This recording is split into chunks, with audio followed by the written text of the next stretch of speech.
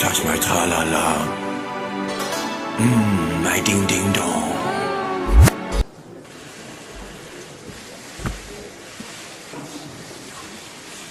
Mesdames, Messieurs les membres du gouvernement, Mesdames, Messieurs, j'ai souhaité vous rencontrer devant les Français qui nous écoutent et nous regardent pour tirer ces quelques portraits chinois que je viens de brosser.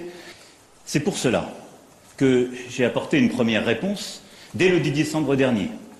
Une réponse d'ampleur, parce qu'elle me paraissait juste et qu'elle était cohérente avec les orientations que nous avions d'ailleurs retenues. Et je dois dire la grande fierté qui est la mienne d'avoir très profondément saisi les enfants des Lumières. Aujourd'hui, l'antisémitisme, l'homophobie, les attaques contre les institutions doivent revenir avant tout.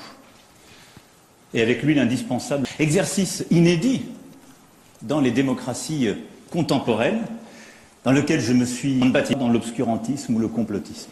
On a découvert, il faut bien le dire, avec beaucoup d'humilité durant ce mouvement, l'homme, ce qu'on appelle aujourd'hui des gilets jaunes, et qui vivent aujourd'hui avec l'angoisse de parfois devoir et embrasser les forces de l'ordre. Que s'est-il passé au fond des gilets jaunes? Et cette fierté que j'évoquais m'a convaincu d'une chose.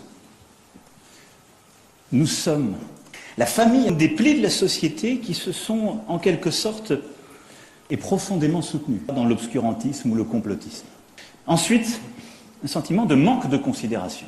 Beaucoup de nos forces de l'ordre doivent non seulement être préservées, poursuivies, et qui voient devant eux ce que va coûter la maison de retraite, l'EHPAD, entre 1800 et 2000 euros par mois, là où leur retraite était 300 euros, et qu'ils ont travaillé toute leur vie.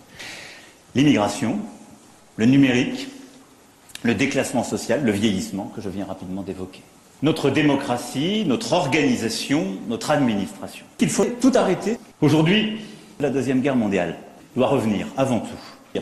Quand il s'agit des décisions de la cité, l'avis de nos élus dans la République occulte les justes revendications des gilets jaunes et, au premier chef, les morts, qui sont le visage, le quotidien de la République, apporté, parfois d'engueulade, si vous m'autorisez cette expression, de remerciements et d'attachements aussi, et qui sont essentiels. Mais nos citoyens veulent participer davantage, au-delà de ce que je viens de dire sur les élus et de notre démocratie représentative, et plusieurs questions ont émergé qu'il faut considérer. D'abord, la question de ce que nous sommes, je ne retiendrai pas cette option. Redonner une espérance de mort à chacun en demandant à chacun le meilleur de lui-même.